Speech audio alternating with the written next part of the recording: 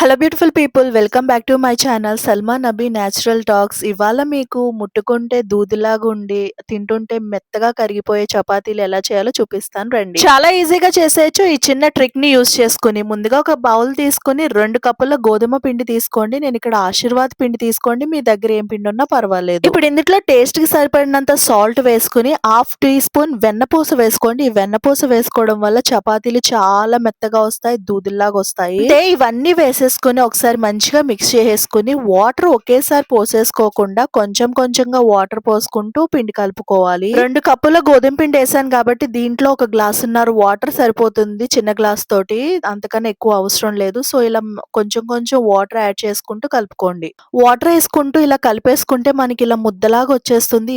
ఈ చపాతీ ముద్దను బాగా మెత్తగా పిసకాలన్నమాట. ఇలా పిసకడం వల్ల చపాతీలు చాలా మెత్తగా వస్తాయి, దూదిలా వస్తాయి. చపాతీ పిండి అంతా కూడా ఇలా ముద్దలాగా పిసికిన తర్వాత ఇప్పుడు దీని మీద కొంచెం ఆయిల్ వేసుకోండి. అంటే ఒక 2 స్పూన్స్ ఆయిల్ వేసేసుకోండి. 2 స్పూన్స్ ఆయిల్ వేసిన తర్వాత మళ్ళీ మసాజ్ కింద చేయండి, గట్టిగా చేయండి. మసాజ్ కింద చేసేసిన తర్వాత ఒక 10 మినిట్స్ అంటే చపాతీ చేసుకునే ముందు 10 మినిట్స్ ముందు ఇలా కలిపేసుకుని ఒక మూత పెట్టేసుకుని పక్కన పెట్టేసుకుంటే మంచిగా మెత్తగా అయిపోతుంది పిండంతా కూడా ఇలా కలిపేసుకోవాలి. మనం 2 ఫింగర్స్ పెట్టి ప్రెస్ చేస్తే మొత్తం పిండి దిగాలి. అప్పుడు ఒక మూత పెట్టేసుకుని 10 మినిట్స్ అలా వదిలేసుకోండి. 10 మినిట్స్ తర్వాత మనం పిండి తీసేసుకుని ఇలా రౌండ్ గా ముద్దల కింద పెట్టేసుకోవాలి, చుట్టేసుకుందాం. నేను ఇక్కడ 3 చపాతీలు వచ్చినాయి, అవి ఎలా చేయాలో మీకు చూపించేస్తాను. చపాతీలు చేయడం అందరిది ఒక్కొక్క ప్రాసెస్, నాది ఒక్కొక్క ప్రాసెస్. నా ప్రాసెస్ లో మీకు చెప్తాను. ముందుగా పొడి పిండి వేసుకుని ఒక ముద్ద చపాతీ ముద్ద పెట్టుకుని ఇలా ఒత్తుకోండి. అన్ఈవెన్ గా ఉన్నా పర్వాలేదు, అంటే రౌండ్ గా రాలేదు అలా ఏం కాదు.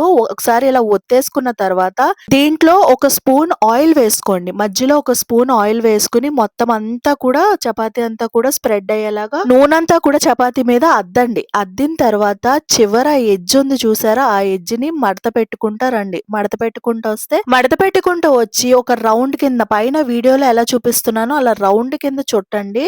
చపాతీ చాలా బాగా వస్తుంది. ఇప్పుడు అదే పిండి మీద కొంచెం పొడి పిండి వేసుకుని ఇప్పుడు మా చపాతీలు చూడొద్దండి అంటారు కదా అందరూ, చపాతీలు రౌండ్ గా రావు, షేపుల్లో రావని. ఇలా నేను చెప్పిన ప్రాసెస్ లో చేయండి. చపాతీలు షేప్ లో వస్తాయి, రౌండ్ గా కూడా వస్తాయి, చాలా షేప్ లో వస్తాయి. తప్పకుండా ట్రై చేయండి. చపాతీని ఎక్కువ పల్చగా చేసేయొద్దు, కొంచెం మందంగానే చేయండి. చేసిన తర్వాత మనం పెనం పెట్టేసుకుని పెనం అనేది మంచిగా హీట్ అయిపోయిన తర్వాత చపాతీ వేసి 10 సెకండ్స్ అటు ఇటు కాలిన తర్వాత 2 పక్కల ఆయిల్ అప్లై చేసుకుని అటు ఇటు కాల్చుకోండి.